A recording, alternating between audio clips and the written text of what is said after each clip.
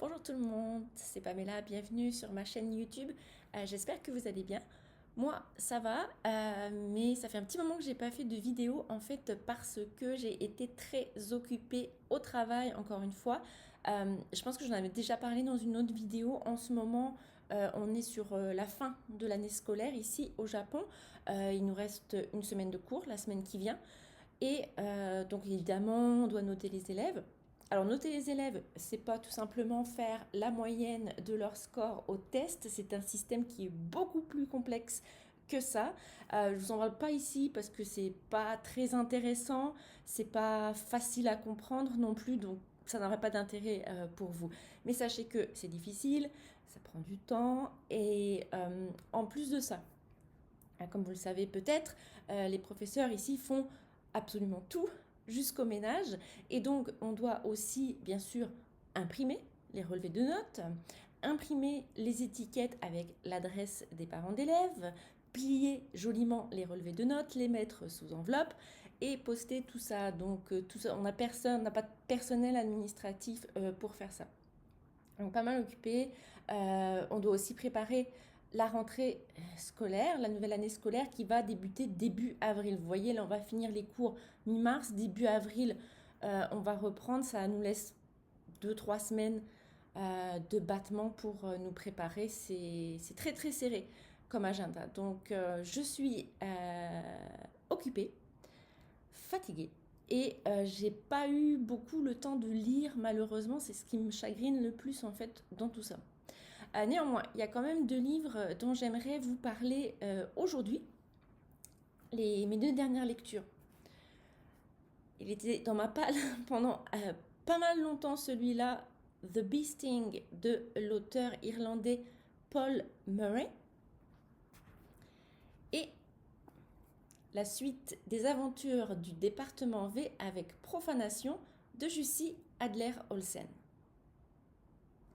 On commence par ce fameux pavé The Beasting de Paul Murray. C'est mon premier roman de cet auteur irlandais qui lui en a écrit 4, je crois. Celui-là, c'est le dernier, il a été publié en 2023 et à ma connaissance, il n'est pas disponible encore en français. Mais il devrait tout à fait être traduit à un moment donné puisque d'autres de ses romans l'ont été. Alors, de quoi est-ce que ça nous parle? Ça nous parle, c'est une histoire de famille, c'est l'histoire d'une famille irlandaise, les Barnes, qui habitent une petite ville de campagne. Le père, Dicky, est concessionnaire automobile. La mère, Imelda, ne travaille pas. Elle reste à la maison, s'occupe des enfants. Ils ont 2 enfants, Dicky et Imelda. Cass, qui est au lycée, et PJ, un garçon qui est un peu plus jeune. Alors l'histoire, elle est divisée en 5 grandes parties. On a d'abord une partie pour chaque personnage qui vraiment se focalise sur un personnage en particulier, même si les autres sont présents et que l'intrigue avance. Et puis la dernière partie, en fait, là où tout est mélangé, où on se précipite un petit peu vers le dénouement final. Alors, la première partie, on commence par s'intéresser à Cass, qui, comme je vous l'ai dit, est lycéenne. Elle est dans l'équivalent de ce qui est la terminale en France. Cass est une bonne élève, elle travaille bien, elle aime bien la littérature, elle aime bien la poésie. Elle a une bonne amie, Hélène, avec qui elle s'entend bien. Et Hélène et elle, elles ont pour objectif en fait de quitter leur petite ville pour aller faire leurs études universitaires à Dublin et louer un appartement ensemble pour être ensemble. Bon, des fois, l'amitié entre les 2 filles est pas toujours au top, mais enfin, elles s'entendent en général très très bien, elles sont souvent ensemble. Sauf qu'à un moment donné, elles vont se mettre un petit peu à déconner les deux. Elles vont commencer à sortir beaucoup dans les bars, elles vont commencer à picoler, pas mal. Et ouais, pas mal, beaucoup. Elles sortent énormément, elles fument du hash aussi. Et justement, lors d'une soirée dans un de ces bars, Cass va découvrir un terrible secret sur sa famille. Je ne vous en dis pas plus parce que c'est un passage très important du roman. Donc l'histoire s'achève sur Cass qui passe son examen de fin d'études Et on la trouve, évidemment, elle est beaucoup sortie, elle n'a pas beaucoup étudié, pas beaucoup révisé. On la trouve complètement paniquée devant ses papiers d'examen. Donc on s'arrête là avec Cass. On s'intéresse ensuite à PJ, son petit frère. Alors, PJ, c'est le genre, je sais plein de trucs inutiles, des petits trucs scientifiques, des petites anecdotes qu'il ressort à tout bout de champ et les adultes n'ont pas forcément envie d'entendre. C'est un geek un peu aussi, il aime beaucoup les jeux vidéo, comme tous les gamins de son âge. Et puis, il a quelques amis, mais finalement, pas tant que ça en fait, pas tant que ça. Donc, PJ, un jour, il va dans une salle d'arcade et il a un jeune qui lui tombe dessus, qui le frappe et qui lui dit: écoute, ma mère a mis sa voiture à réparer chez ton père et ton père a arnaqué ma mère, donc tu me dois exactement 163 euros. Si tu me les donnes pas, pour telle date, moi je te casse la gueule avec un marteau. Alors, PJ, c'est un gamin, il sait pas trop comment faire, il sait pas trop comment réagir. Et il a personne à qui en parler finalement parce que déjà sa sœur Cass, elle est déprimée parce qu'elle pense avoir raté son examen, elle voit ses rêves d'appartement avec Hélène à Dublin s'envoler.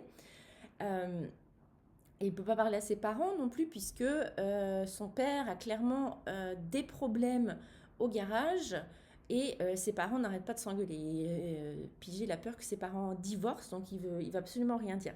Donc il se met à vendre tout ce qu'il possède, ses jeux vidéo, son drone, son skateboard, pour récupérer l'argent. Et malgré ça, il lui manque toujours 50 euros. Et là, Pigé, il ne sait plus quoi faire. Il a un ami en ligne virtuel qui habite à Dublin et qui lui dit: bah vas-y, fugue, viens chez moi, tu resteras avec ma mère et moi, ma mère elle s'en fout, tu pourras rester dans ma chambre, on mangera des pizzas, on jouera à des jeux vidéo, etc. etc. Et puis il est vraiment sur le point de partir quand son grand-père en fait déboule en Angleterre. Son grand-père, il passe sa retraite au Portugal et là il a entendu que le garage avait des problèmes. Ah non, c'est pas ça, il n'a pas entendu que le garage avait des problèmes, je crois. Il est revenu parce qu'on donne une fête en fait en son honneur. Voilà. Donc, Pigé est sauvé, son grand-père est riche, il va lui prêter les 50 euros, il va lui donner les 50 euros. Donc ça s'arrête là pour Pigé. On s'intéresse ensuite à Imelda, la mère. Alors, Imelda, elle reste à la maison, elle a l'air vraiment superficielle, c'est le genre manucuré qui passe son temps à faire du shopping en ligne. Mais en lisant son histoire, on comprend un petit peu pourquoi elle est comme ça, parce que elle vient finalement d'une famille de cassos, quoi. Et sa famille, c'est le genre à avoir la vieille bagnole qui rouille sur le petit espace de jardin devant la maison, si vous voyez le genre de cassos dont je parle. Donc, on comprend un petit peu.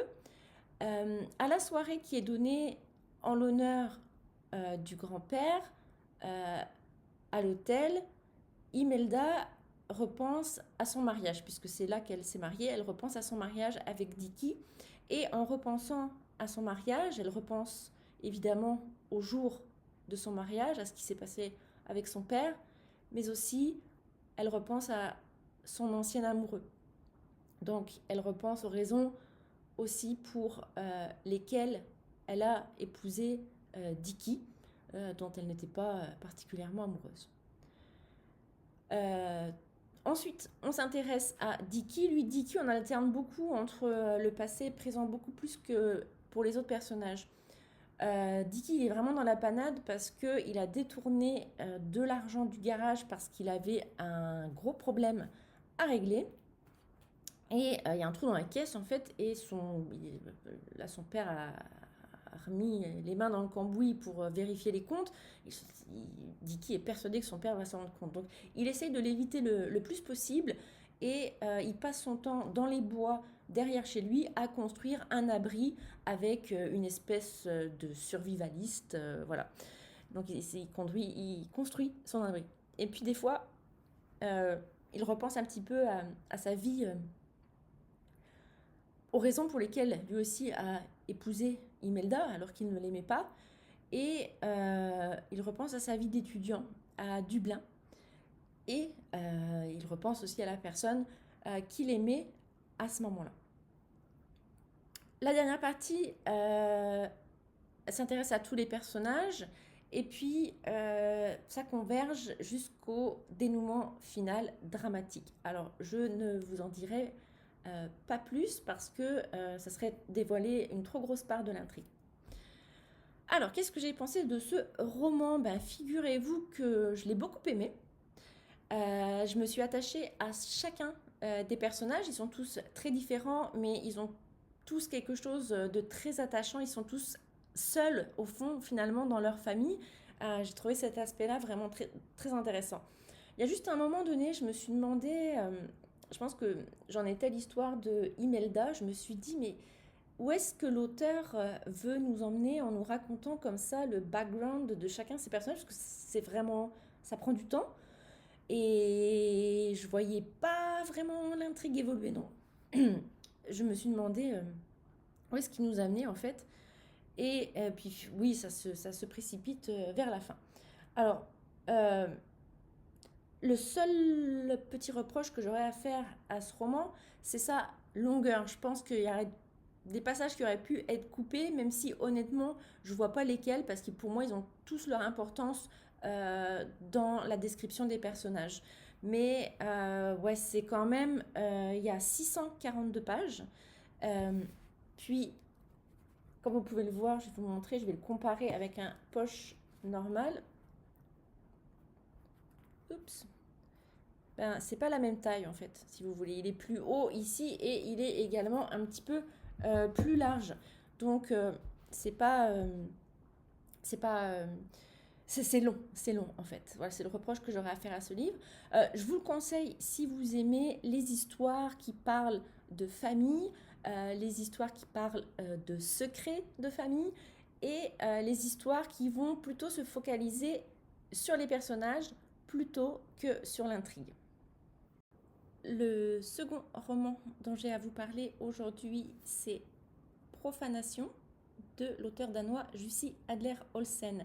C'est le tome 2 des aventures du département V. J'avais parlé du premier tome dans mon tout premier booktube, j'en avais parlé avec beaucoup d'enthousiasme. Alors, est-ce que le second tome a été à la hauteur du premier et donc à la hauteur de mes attentes, parce que j'en attendais vraiment beaucoup, étant donné que j'avais beaucoup aimé le premier. Alors, je vous raconte d'abord l'histoire, comme d'habitude. On s'intéresse à une jeune femme qui s'appelle Kimi. Elle vit depuis plusieurs années dans la rue et elle n'a qu'une seule obsession, se venger de 3 hommes qui lui ont fait du mal. Ces 3 hommes, ce n'est pas n'importe qui, c'est des gens qui sont très bien placés dans la société danoise. Il y en a un qui s'appelle Ditlev Pram. Il a une clinique de chirurgie esthétique, je crois. Thorsten Florin, qui est un designer mondialement connu, et Ulrich Diebol Jensen. Je regarde les noms parce que j'ai du mal à les mémoriser. Donc Ulrich Diebol Jensen, qui est analyste financier. Donc ça, Kimi, elle va absolument se venger de ces 3 types-là. Dans le même temps, il y a un vieux dossier qui apparaît comme par magie sur le bureau de l'inspecteur Karl Mork, toujours accompagné de son fidèle Assad, et à qui on a donné une nouvelle personne pour l'aider dans son travail, une certaine Rose. Donc le dossier qui est apparu sur le bureau de Karl Mork, c'est une affaire qui date de 1987. Cette année-là, il y a 2 jeunes gens, un frère et une sœur, qui ont été assassinés sauvagement dans leur maison de vacances. À l'époque, les soupçons s'étaient portés sur un petit groupe de jeunes qui faisaient la fête dans la région et qui avaient causé pas mal de problèmes déjà dans le coin, notamment lors de soirées en discothèque. Ces jeunes-là, ils sont tous issus de bonnes familles et ils se nomment Ditlev Pram, Thorsten Florin, Ulrich Diebol Jensen, Christian Wolf, Bjarne Torgensen et Kirsten Marie Lassen, alias Kimi. Mais aucun d'eux n'a été inquiété. L'enquête est passée très rapidement sur eux. Il y en a un d'eux qui a avoué, Bjarne, qui est finalement le moins bien loti au niveau social de toute cette bande-là. Donc Bjarne, il est en prison, il a avoué les meurtres. En gros, il a payé pour tous les autres.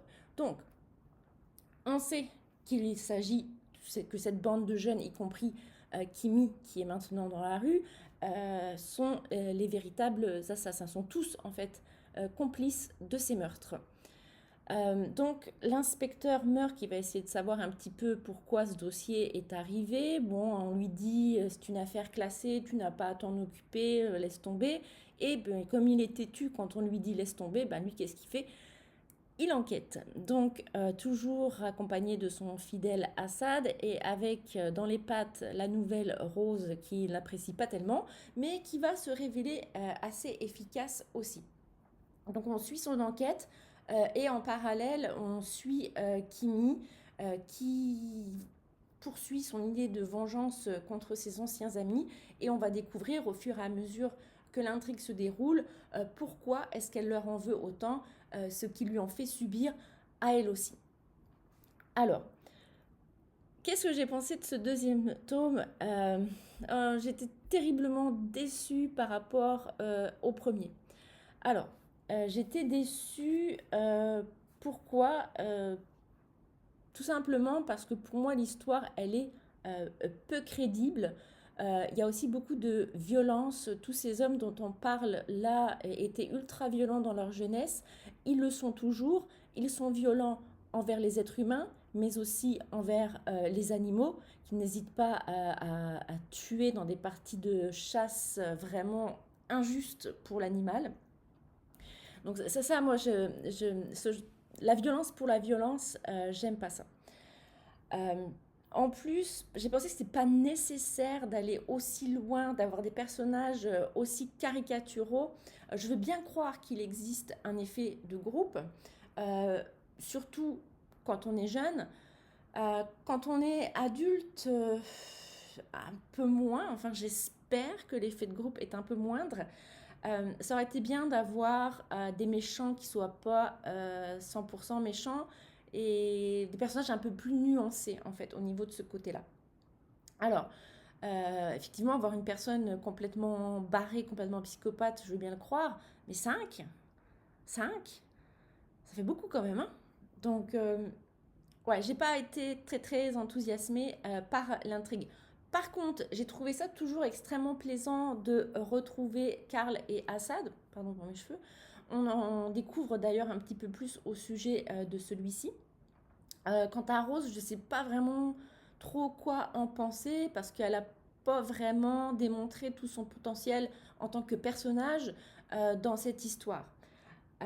Donc, déception pour ce tome, mais je lirai quand même le troisième parce que j'aime l'écriture et comme je viens de vous le dire, j'aime aussi beaucoup les personnages principaux. Mais l'intrigue, là, malheureusement, ne tenait pas la route pour moi. Voilà, on arrive au bout de cette vidéo. Merci de m'avoir écouté jusqu'au bout et merci beaucoup de votre fidélité. C'est vraiment très apprécié. Je conclurai en vous présentant ma lecture en cours. J'ai presque terminé, mais je n'ai pas fini à temps pour cette vidéo. Tant pis, ce sera pour la prochaine. Je lis Les 7 divinités du bonheur du romancier japonais Higashino Keigo. En parlant de Higashino Keigo, d'ailleurs, j'ai dans ma pile à lire ce recueil de nouvelles, Tante Kulabe, le club des détectives. C'est un recueil de nouvelles qui date de 1990 et qui n'a pas été traduit en français. Comme c'est en japonais, ça va me prendre un petit peu de temps pour le lire, mais j'espère pouvoir un jour vous en parler dans une prochaine vidéo. En attendant, je vous dis à la prochaine fois, à bientôt, matane!